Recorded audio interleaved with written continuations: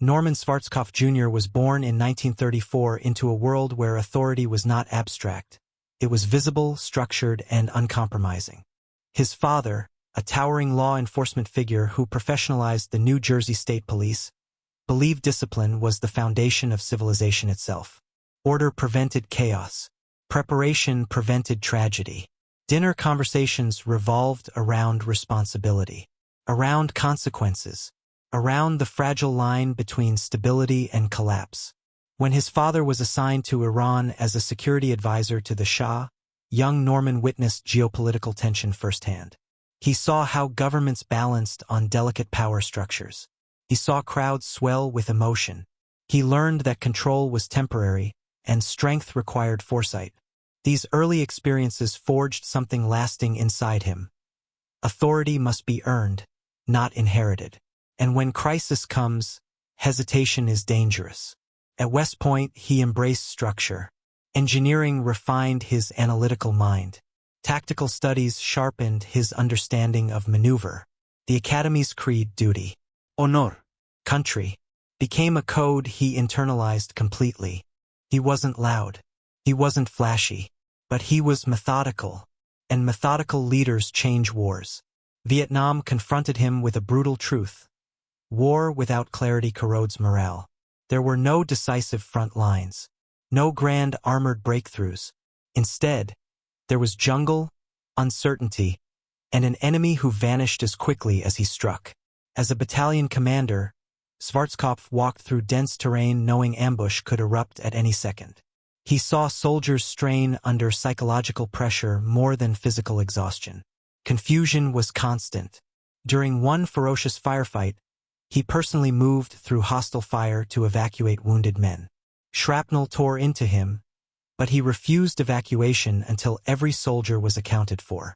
Leadership meant presence, not distance. He earned decorations for valor, but he also absorbed hard lessons. Why escalate gradually? Why commit force without clear political end states? Why risk lives without defining victory? Vietnam planted a conviction that would define him. If America fights, it must fight to win, decisively, overwhelmingly, unmistakably. Anything less invites stalemate. Anything less wastes sacrifice. After Vietnam, the U.S. military underwent painful self-examination. Confidence was shaken. Public faith fractured. Schwarzkopf did not dwell on resentment. He studied failure. He examined logistics breakdowns, command friction, misaligned political goals, and incremental escalation strategies that prolonged conflict. He became convinced that modern war required synchronization. Air superiority, maneuver warfare, supply dominance, and diplomatic cohesion. When he assumed command of U.S. Central Command, he evaluated the Middle East with cold precision. Iraq's armored divisions, Republican Guard strength, supply routes, terrain contraint. He believed future conflict in the region was not hypothetical, it was probable. He prepared contingency plans quietly. He refined deployment timelines. He coordinated with allied militaries long before headlines demanded it. Preparation is invisible until crisis proves its value. August 1990. Saddam Hussein invade Kuwait. The global order trembles. Oil markets spike. Diplomats scramble. Allies debate response. President George H. W. Bush declares aggression will not stand. Schwarzkopf's immediate mission: defend Saudi Arabia and prevent further Iraqi expansion. Operation Desert Shield begins. Troops deploy at staggering scale. Tanks arrive by ship. Fighter wings rotate into desert airfields. Coalition nations rally under a unified banner. Yet Schwarzkopf refuses impatience. He understands Iraqi forces are dug into defensive belts layered with mines, artillery, and armored reserves. A premature assault would cost lives unnecessarily. He demands overwhelming superiority, not parity. He insists on months of buildup.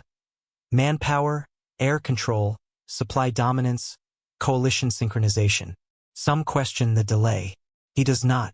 He will not repeat Vietnam's incremental gamble. January 17, 1991. The night sky over Iraq erupts. Stealth bombers penetrata defenses un sen. Cruise missiles slice through darkness. Radar stations fall silent in minutes. Command centers disintegrate. For 38 days, coalition air power dismantles Iraq's military infrastructure methodically. Bridges collapse. Supply depots burn. Communication networks shatter. The campaign is not random destruction. It is calculated paralysis. Each strike reduces Iraqi coordination. Each day weakens morale. At televised briefings, Schwarzkopf appears composed, precise, controlled. Americans see confidence, not bravado. But he knows air power alone cannot liberate Kuwait. Ground maneuver will decide everything. And ground maneuver carries risk. Military analysts expected a frontal assault directly into Kuwait's fortified defenses. Schwarzkopf designed something bolder. He orchestrated a massive flanking maneuver through the western desert. Terrain Iraqi planners believed logistically impractical for large formations. Hundreds of thousands of coalition troops repositioned secretly. Fuel convoys stretch across vast emptiness. Satellite coordination ensures synchronization. If detected early, Iraqi forces could redeploy and counterattack. But deception holds. Coalition armor sweeps north, then pivots east in a massive arc, striking Iraqi forces from flank and rear. Defensive belts become irrelevant overnight. Entire units surrender in shock. The ground campaign lasts only 100 hours. Speed becomes psychological dominance. And psychological dominance becomes collapse. As Iraqi forces retreat toward Basra, coalition aircraft strike convoys along the main highway north. The destruction is catastrophic. Burned vehicles stretch for miles. The images circle the globe. Critics question whether force continued beyond necessity. Schwarzkopf defends the decision. Retreating forces remained armed and organized. Allowing escape could mean renewed conflict days later. He believes decisive destruction prevents prolonged bloodshed. Still, he understands modern war unfolds under global cameras. Victory must withstand moral scrutiny. He carries that weight. Leadership is not applause. It is accountability. With Iraqi forces shattered, pressure builds. Why stop? Why not remove Saddam Hussein entirely?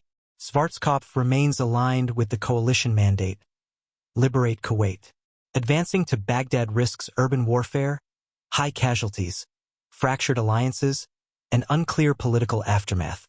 Arab coalition partners support defense, not occupation. He anticipates what future conflicts would later prove. Regime change without stabilization invites prolonged chaos. He chooses strategic restraint. The objective was defined. It was achieved. And he halts momentum deliberately. History will debate that restraint endlessly. But it was a disciplined decision.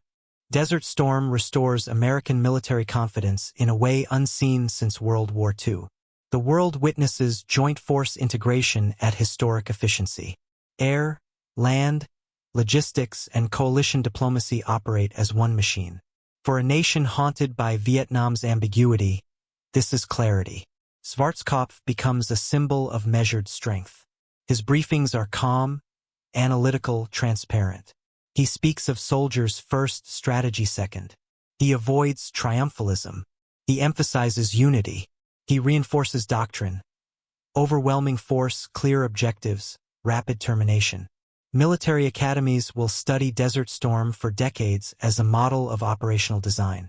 After retirement, Schwarzkopf resists political ambition. He declines opportunities to transform military fame into electoral power. Instead, he speaks about ethics, responsibility, and clarity in war planning.